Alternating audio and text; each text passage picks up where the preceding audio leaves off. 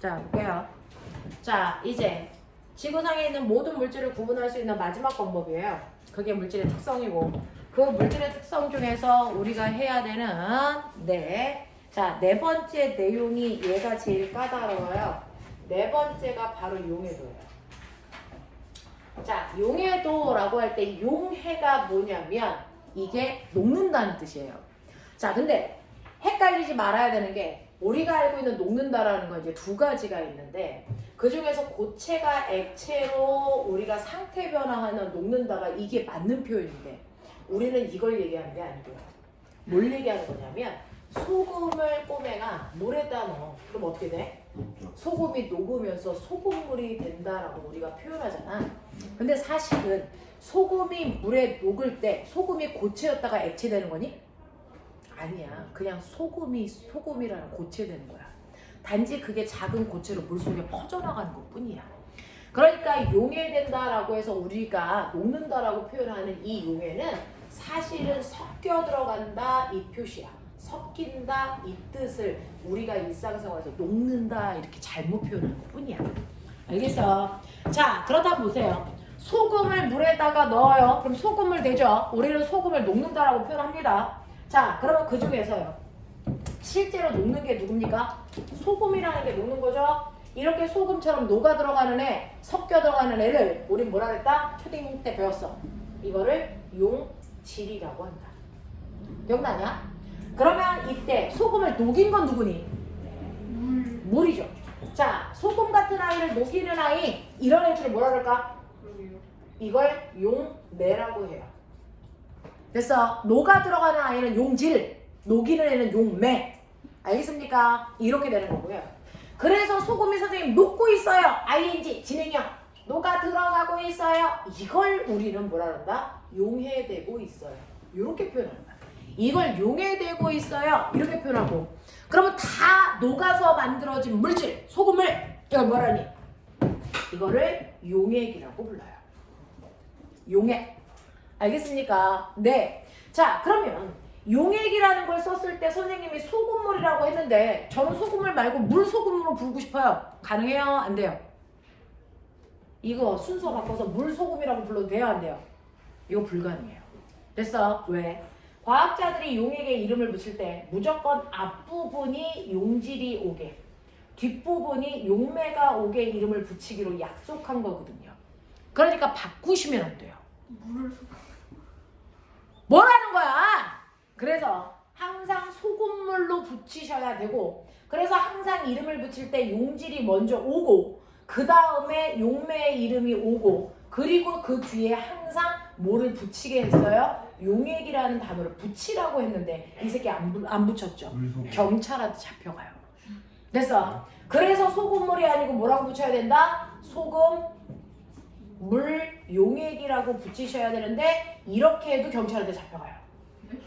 왠지 아세요? 물이 용매의 역할을 할 때 물이라고 못 부르게 되어 있어요. 법적으로. 그러면 물을 물이라고 못 부르면 뭐라고 불러? 한문. 한문. 수. 그렇죠. 그래서 우리가 맨날 수용액이라고 부르는 거예요. 그래서 이게 소금 물용액이 아니고 소금 뭐라고 해야 된다? 수용액이라고 해야 되는데 이렇게 해도 경찰한테 잡혀가요. 왠지 아세요? 소금은 일반적인 용어지 원래 화학식이 아니잖아요. 됐어? 소금을 원래 뭐라고 불러야 돼요? 그렇죠. 그러니까 얘 이름을 염화나트륨 수용액이라고 불러야 된다. 너무 뭐? 이렇게 붙이는 게 맞다라는 거죠. 염화나트륨 수용액 이렇게 해야 돼. 그래서 이것과 비슷한 애들이 이제 우리가 앞으로 배울 거 뭐 있어? 질산, 나트륨, 수용액 이런 애들이 있단 말이죠. 질산, 나트륨, 수용액이라는 아이가 있는데 그렇다면 이 이름만 들어도 우리는 알 수 있어요. 질산, 나트륨이 누군지 몰라도 얘가 녹아 들어간 용질이고요. 그리고 수용액이니까 얘를 녹인 애가 물이구나 라고 하는 용매가 누군지 알 수 있단 말이죠. 됐죠? 이런 식으로 이름을 규칙 있게 부르다 보니 우리는 그 아이가 누군지 몰라도 누가 녹아 들어갔고 누가 녹였는지를 알 수 있잖아요. 이게 규칙이야. 됐어? 그래서 우리가 얘기하는 소금물이라는 건 사실은 염화나트륨 수용액을 얘기한다 라고 하는 거고요. 그러면 이런 식으로 해서 내가 용액이라는 걸 만들었다고 쳐. 그랬을 때 이러한 용액이 가지고 있는 특징이 있어요. 어떤 특징이 있냐면 용액이 가지고 있는 특징 중에서 첫 번째 특징을 찾아내 보세요. 내가 소금 10g에 물 90g을 섞어서 소금물을 만들었어. 자, 라고 하는 g은 뭐의 단위야? 질량 단위예요. 그래서 내가 서로 다른 물질을 섞을 때 걔네들을 섞기 전에 질량을 쟀단 말이죠. 그렇게 해서 소금 물을 만들었어. 몇 g일까? 100g. 정확하게 100g이니 아니면 100g보다 살짝 클까? 살짝 작을까? 정확하게 아닐까요? 정확하게 해요. 됐어. 그러니까 따로따로 재던 걔네들을 섞어서 소금물을 만든 후에 재던 질량은 변한다 안 변한다? 안 변한다. 멋진 말. 질량 보존 법칙. 이게 성립합니다. 됐어. 용액이 가지고 있는 첫 번째 특징이 바로 질량 보존 법칙이라는 겁니다. 그래서 물질을 섞기 전이나 섞은 후나 질량은 변하는 게 아니다. 알겠습니까? 절대 머릿속에 넣으셔야 됩니다. 절대로 질량은 변하는 게 아닙니다. 됐어? 그러면 요번에 내가 소금 10g을 섞기 전에 이 아이를 또 쟀어. 그랬더니 10g이 50ml야. 내가 뭐 쟀니? 밀리리터가 아까 뭐에 다녔죠? 부피죠. 요번에는 부피를 재는 거죠. 소금 50ml에 물 90g이 얼마냐면 90ml예요. 이거 섞었어요. 그럼 얼마 될까요? 140ml가 정확하게 될까? 이거보다 클까? 이거보다 작을까? 정확하지 않을. 무조건 감소만 합니다. 몰랐지? 난 알고 있었어. 왜 부피가 감소를 해도? 왜냐면 됐어. 이걸 중학교 1학년 때 여러분들이 배운 적이 있는데 중학교 1학년 때인가 2학년 때인가 배운 적이 있는데요. 모든 물질은 그 물질만의 입자로 되어 있잖아요. 그러면은 이때 소금이라는 입자의 크기와 물이라는 입자의 크기가 같을까 다를까? 무조건 달라요. 됐어? 물질의 종류가 다르니까. 아 맞아. 됐어? 닥쳐! 들어가잖아. 그러니까 물이라고 하는 커다란 알갱이들이 이렇게 있어서 그 아이들이 차지하는 공간을 재니까 이만큼이 90ml였던 거야. 맞아. 거기다가 내가 닥쳐! 됐어? 소금이라는 40ml를 넣을 거야. 근데 소금이 물보다 입자가 작으니까 여기가 정확하게 130이 되려면 됐어? 자, 140이 되려면 여기에 있는 소금 50ml를 넣었을 때 정확하게 50이 이 위에 쌓여야 된다고요. 그래야 140이 되죠. 근데 네가 봐도 알겠지. 큰 입자 사이에는 중간중간 큰 틈이 있어요. 그 위에 작은 입자가 떠 있을 수 있니? 없죠. 요 작은 입자가 요 사이로 이렇게 들어온단 말이죠. 됐어? 이렇게 들어온 만큼 얘네들은 위에 쌓일 수가 없으니까 여기가 줄 수밖에 없는 거죠. 그러니까 부피는 반드시 둘을 섞은 140보다 무조건 뭐 할 수밖에 없다? 감소할 수밖에 없다. 그래서 용액이 가지고 있는 두 번째 특징은 부피는 반드시 뭐 한다? 감소만 한다. 됐어? 증가할 수 없고요. 같을 수도 없어요. 됐어? 같은 물질을 섞으면 부피는 같죠? 됐죠?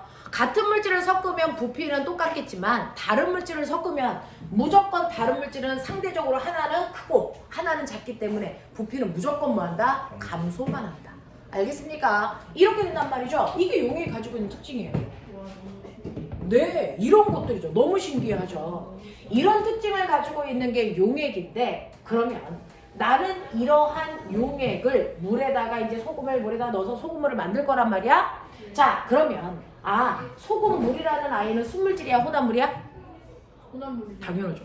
두 종류 이상의 물질이 섞여 있으니까 얘네들이 혼합물인데 우리가 앞서서 배웠어. 혼합물은요. 됐어. 소금물처럼 고르게 섞여 있는 균일 혼합물이 있는가 하면 흙탕물처럼 가만 놔두면 아래쪽에 흙이 많고요. 위는 흙이 적잖아요. 그러면 걔네들은 섞여 있는 비율이 고른 거야? 아닌 거잖아요. 그런 애들을 우리가 뭐라 그래요? 불균일 혼합물이라고 한단 말이죠. 그래서 혼합물은 균일 혼합물과 불균일 혼합물이 있는데 그 중에서 용액은 누굴 얘기해? 다 얘기할까? 균일. 네, 균일만 얘기해요. 우리가 얘기하는 용액이라는 아이는 반드시 균일 혼합물을 얘기하는 거고요. 균일 혼합물 전체를 용액이라고 하는 거야. 됐어? 그럼 용액은 고체야, 액체야, 기체야? 액체. 일 거라는 상상을 하죠. 아니라니까요. 봐봐. 너 그럼 균일하게 섞여 있는 모든 애들이 용액이에요. 그러니까 여러분들 용액의 상태가 뭐야? 라고 하면 용액은 서로 다른 두 물질이 그냥 고르게만 섞여 있으면 돼. 그게 고체 여도 되고 액체 여도 되고 기체 여도 된단 말이야. 예를 들어서 고체인 용액이 있어요. 누가 있어요? 앞에서 배운 퓨즈, 땜납, 그리고 어른들이 끼고 다니는 뭐 18K, 13K 금반지 있잖아요. 됐어? 네, 이런 애들이 고체들이 고르게 섞여 있는 균일 혼합물이라는 아이들이에요. 얘네들은 고체 상태의 용액이에요. 알겠어? 또 기체 상태의 용액도 있단 말이죠. 여기에 있는 얘 공기요. 알겠어? 공기라고 하는 아이는 질소라는 기체가 80% 대략. 그래서 산소라는 기체가 20%의 비율로 섞여 있잖아요. 이건 기체 상태의 용액이에요. 됐어? 근데 우리가 습관적으로 용액 그러면서 배우는 게 액체 상태니까 마치 용액을 액체만 부르는 이름 같은 착각이 드는 것 뿐이야. 됐어? 자, 그래서 액체 상태의 용액도 있죠. 여러분들이 알고 있는 뭐요? 소금물, 설탕물. 됐어? 네. 그리고 암모니아라는 기체를 물에 녹이면 암모니아 수용해. 알겠어? 이런 것들이요. 이런 것들이 여러분들이 알고 있는 액체 상태의 용액들이란 말이죠. 그래서 용액이 반드시 액체일 거라는 착각을 버리셔야 됩니다. 그냥 균일 혼합물을 부르는 통칭의 이름일 뿐이야. 알겠어? 그래서 얘네들을 우리가 다 싸잡아 용액이라고 한다? 잊지 마십시오. 자, 그러면 이러한 용액인 대표적인 소금물을 만들었다고 쳐. 근데 이게 왜 물질의 특성이냐? 라고 하는 건데요. 그러면 물에다가 소금을 섞었어. 소금물을 만들었어. 그러면 그 다음에 내가 궁금한 건 뭐야? 이 소금물이 얼마나 짜? 라고 하는 거잖아. 됐어? 그 얼마나 짜? 라고 하는 짠 정도, 이걸 우리가 뭐라 그래요? 농도라고 하잖아요. 됐어? 얼마나 짜? 라고 하는 걸 농도, 그 다음에 이걸 또 다른 이름으로 용해도, 이렇게 부른단 말이죠. 그러니까 농도하고 용해도는 이 물 속에 소금이 얼마나 녹아있어? 그래서 얼마나 짜? 이거 알 수 있게 해주는 거야. 됐어? 그 중에서 수학 시간에 주로 배운 게 농도기 때문에 농도에 익숙한 거죠. 자, 그렇다면 농도라고 하는 것도 얼마나 짜니라는 짠 정도를 알려주는 거지만 농도가 5%야. 요 얘기만 들으면 이게 소금물인지 설탕물인지 구별돼? 안 되죠. 그러니까 똑같이 짠 정도를 나타내는 건데 농도로는 물질을 구별할 수가 없어요. 얘는 물질의 특성이 아니에요. 하지만 용해도가 20이야 이다로만 들으면 얘가 소금물인지 설탕물인지 우리 알 수 있어요. 이게 물질의 특성이에요. 됐어? 네. 그 중에서 저는요 농도 구하는 방법 알아요. 모르면 병신이죠. 물론 어떻게 해? 농도 구하는 식. 일단은 소금물로 저는 소금물에 소금물의 네? 어떤 양 새끼야? 부피. 지랄한다. 소금물의 질량이요. 소금물의 질량분의 소금의 질량 곱하기 101개 농도잖아요. 아, 질량이라 말했어. 됐어. 그러니까 이 경우에는 소금물이 얼마냐면 100g이잖아요. 네. 됐어? 이거 순수한 물이 아니고 소금물 넣는 거예요. 그러니까 100g의 소금물 중에 그 중에 10g만 소금이 차지하고 있어. 그렇다면 얘 농도는 얼마야? 10%예요. 이렇게 했단 말이야. 맞아? 맞아. 요렇게 한 거야. 이게 농도야. 자, 그런데 용해도는 뭐냐면요. 용해도는 물질마다 다 다른 값을 가지고 있는데 이렇게 하는 겁니다. 이제 여기를 지울게요. 뒤로 가면 영상이 안 찍혀요. 용해도는 안 했어요. 어? 필기를 못했어요. 이런. 용해도가 뭡니까? 라고 하면 영상 보내줄게요. 네. 용해도가 뭡니까? 라고 얘기를 하면 용해도라고 하는 건 생각해봐. 물에 얼마나 많이 녹았어. 결국 그거예요. 됐죠? 이 물에 얼마나 많이 녹았어? 라고 하는데 자, 잘 생각해보면요. 여기 물이 있어요. 똑같이 A라는 컵에도 물 100g이 있고요. 똑같이 B라는 컵에도 물 100g이 있어요. 이게 B예요. 근데 차이가 뭔지 아세요? 차이점은 이건 찬물 20도의 찬물이에요. 얘는 80도의 뜨거운 물이란 말이죠. 내가 여기다가 소금을 넣어요. 됐어. 자, 소금을 넣는데 어떨 때까지 녹이는 거냐면 더 이상 녹지 않을 때까지 녹는 거야. 됐어? 네. 소금을 한 숟가락 넣었어. 그리고 나서 두 숟가락 넣었어. 다 녹아. 됐어? 세 숟가락 넣었어. 녹네. 근데 네 숟가락째 넣으려고 그랬더니 안 녹아. 됐습니까? 네. 더 이상 안 녹아. 왜? 물속에 소금이 꽉 차 있으니까. 됐어? 더 이상 녹지 않을 때까지 녹는 걸 멋진 말로 포화가 될 때까지 녹였어요.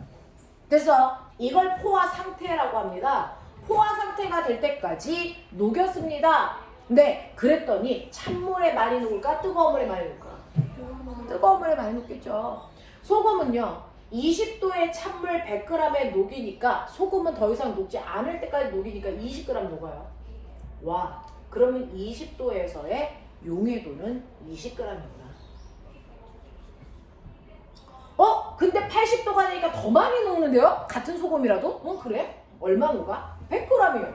그러면 얘는 80도에서의 용해도가 100g인 거예요. 됐어? 근데 꼬맹아 생각해봐. 그럼 선생님 조건 똑같다고 쳐요. 20도의 찬물 100g에다가 내가 소금을 더 이상 안 녹을 때까지 녹였더니 20g 녹였어. 그러면 설탕도 똑같은 양이 녹을까? 다르겠죠. 다르죠. 물질마다 달라요. 물의 온도 똑같고 물의 양이 똑같더라도 내가 녹이는 게 소금이니 설탕이니 아니면 질산 나트륨이니 붕산이니 염화칼륨이니 물질마다 다 녹는 양이 다르단 말이야. 그러니까 결론은 뭐야?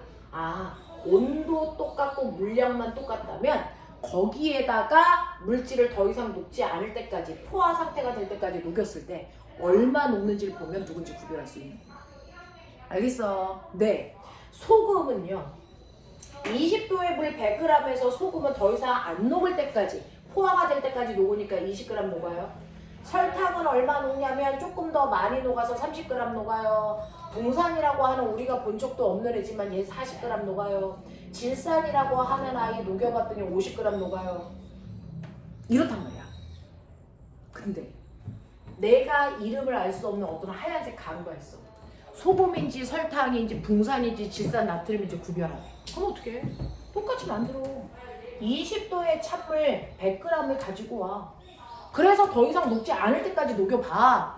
그랬더니 얘는 내가 이름 모를 가라는 아이가 30g 녹아. 이 아이 누굴 것 같아? 당연 설탕이죠. 이렇게 하자고. 이걸 용해도라고 한다고. 그럼 설탕의 용해도 얼마야? 그냥 30. 계산할 필요가 없어. 알겠어? 네, 이렇게 가면 되는 거야. 이게 용해도야. 무슨 말인지 알겠어? 네. 근데 선생님 온도에 따라 다르잖아요. 네, 온도에 따라 달라요. 그래서 이쪽이 온도예요. 물의 온도가 0도부터 100도까지 가능하잖아요. 각각의 온도마다 소금이면 소금, 설탕이면 설탕을 녹여보는 거죠.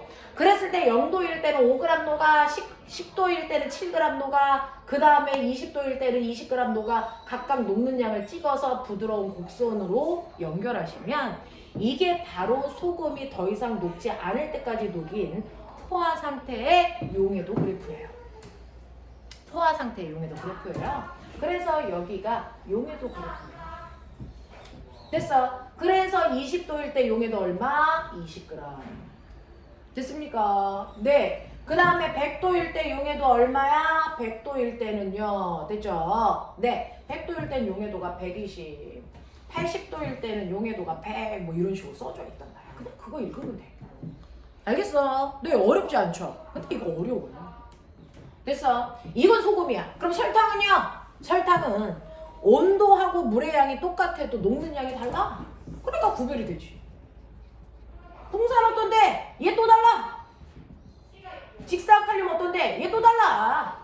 이런 식으로. 그러니까 각각의 온도의 녹는 양을 보면 이게 붕산인지 질산칼륨인지 구별할 수가 있어. 알겠어? 네. 그러면서 소금이나 설탕처럼 고체 상태일 땐 뜨거운 물인데 더 잘 녹아요. 됐어. 그래서 온도가 높아질수록 용해도의 그래프는 조금이라도 더 높아지고 있어요. 조금이라도 더 높아지고 있어요. 그죠? 급격히 높아지는 애도 있고 완만하게 높아지는 애도 있지만 어쨌든 간에 조금이라도 더 잘 녹아요.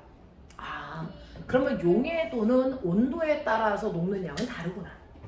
됐죠? 알았죠? 그 다음 하나. 그럼 선생님 여기에 물 100g에 20g, 20도씨예요. 거기다가 소금을 더 이상 안 녹을 때까지 녹여봤더니 소금이 20g 녹았다고요? 좋았어. 근데요, 다르잖아요. 여기는 물 100g 있는 게 아니고 물 200g 있는데 온도는 똑같이 20도인데 그러면 여기에다가 소금을 녹이면 얼마 녹아요? 이거는 100g짜리가 몇 개 있는 거야? 물 100g짜리가 2개 있는 거죠. 그러니까 여기는 소금이 몇 그램 녹아요? 40g 녹겠죠. 에이, 그러면 온도에 따라서도 다르고 물 양에 따라서 다르네. 그래서요, 용해도는 고정합니다. 뭐를요? 무조건 물 100g에. 됐어. 네, 온도마다 포화가 될 때까지 녹는 양, 이걸 용해도라고 해요. 그러니까 용해도 그래프에 아까 선생님이 써져 있는 이 숫자들 있죠? 이건 무조건 물 100g에 녹은 양으로 나온 거야. 그럼 100g이 아니고 200g이면 2배 하면 돼요. 됐어? 50g이면 절반 하면 돼요. 알겠습니까? 이런 식으로 해서 여러분들이 환산하시면 된다. 알겠습니까? 이런 얘기야. 이런 얘기야. 그러면 선생님 저 알겠어요. 무조건 물은 100g으로 고정하라고요? 네. 그리고 온도에 따라 녹는 양을 찍어서 그래프로 연결한 거라고요? 네. 그랬을 때 그래프에 걸린 게 포화 상태라고요? 네. 그러면 이 중에서요, 제가 소금을 그렸더니 이렇게 됐어요. 그래서 20도라는 온도에서는 20g 녹아요. 오케이. 근데요, 제가 20도에서 20g 녹여야 되는데 그거보다 조금 덜 녹였어요. 무슨 상태? 포화가 안 된 상태. 무슨 상태? 안일 불자 써서 불포화 상태. 딱 녹였어요. 딱! 무슨 상태? 포화 상태.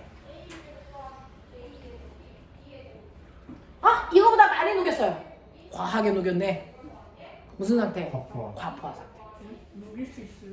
네, 이거는요, 내가 억지로 순간 압력을 가해서 됐어, 뭐 이런 식으로 해서 외부에서 자극을 줘서 녹였다가도 가만 놔두면 다시 포화로 내려와요. 됐어? 네, 과포화 상태. 이렇게 돼요. 그래서 상태를 나누면 세 가지가 있어요. 불포화, 포화, 과포화. 근데 아까 대훈이가 얘기한 것처럼 과포화 상태라는 건 잘 존재하지 않습니다. 됐어? 주로 존재하는 건 불포화, 포화예요. 알겠어?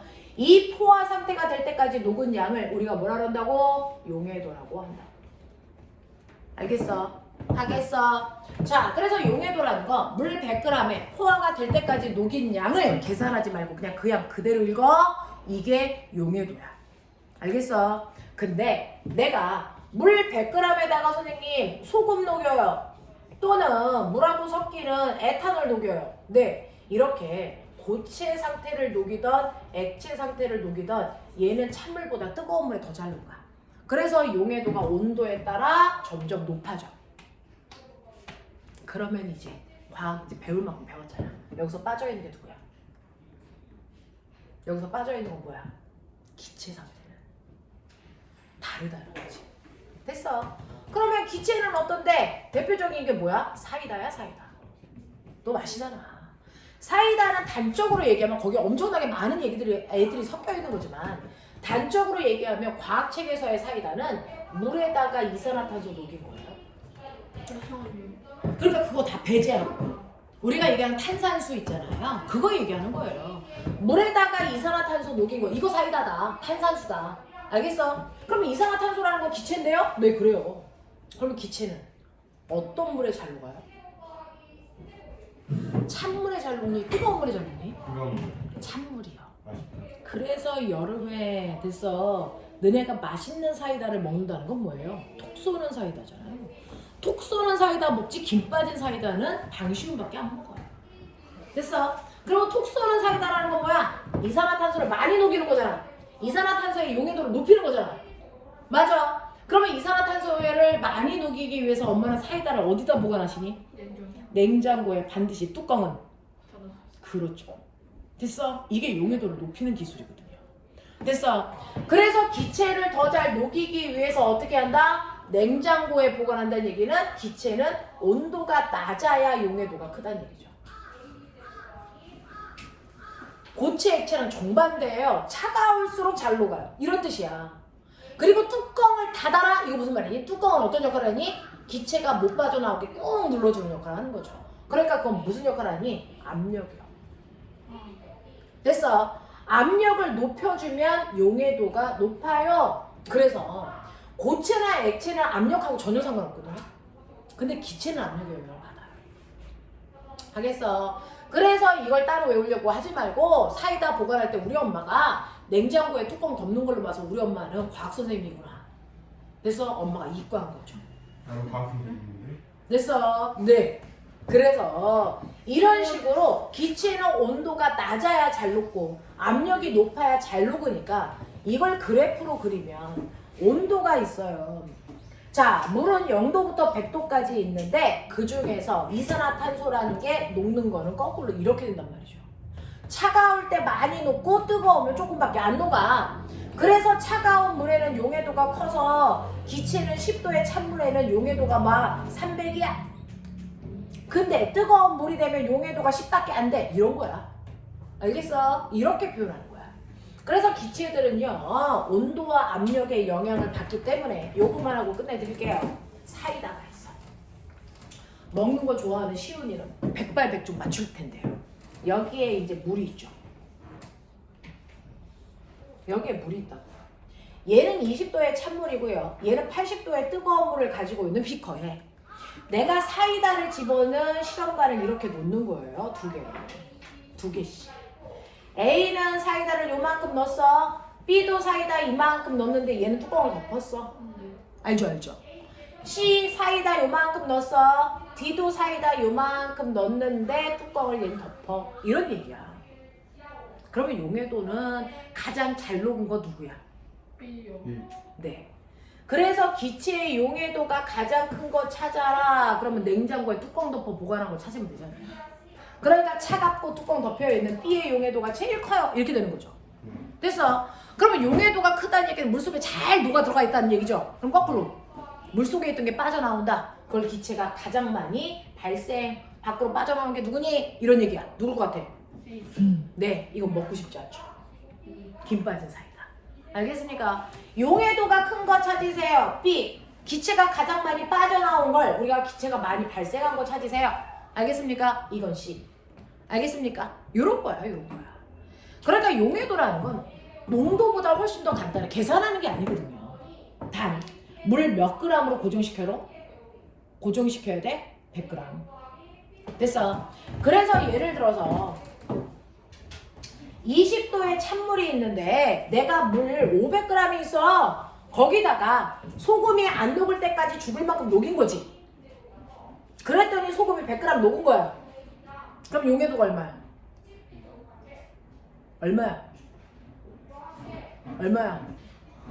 20도의 찬물 500g에 소금을 포화가 될 때까지 녹였더니 100g 녹인다. 100입니다. 그러면 얘 용해도가 얼마입니까? 100 아니죠? 얼마예요? 20이에요. 내가 뭐라 했어요? 용해도는 물 몇 g이야? 100g의 녹은 양이죠. 그러니까 여기 500g의 녹은 양의 몇 분의 1? 5분의 1만 용해도야. 알겠어? 그래서 5분의 1을 하시면 용해도가 20이 나오죠. 이거 묻는 거야, 학교에서. 하겠냐? 근데 우리나라 애들이 이걸 보고 5분의 1을 못한다는 거지. 신기롭죠? 아시겠어요? 이런 얘기야. 그래서 용해도는 그런 거구나 라고 하면 거기까지. 알겠습니까? 오늘 여기까지 진도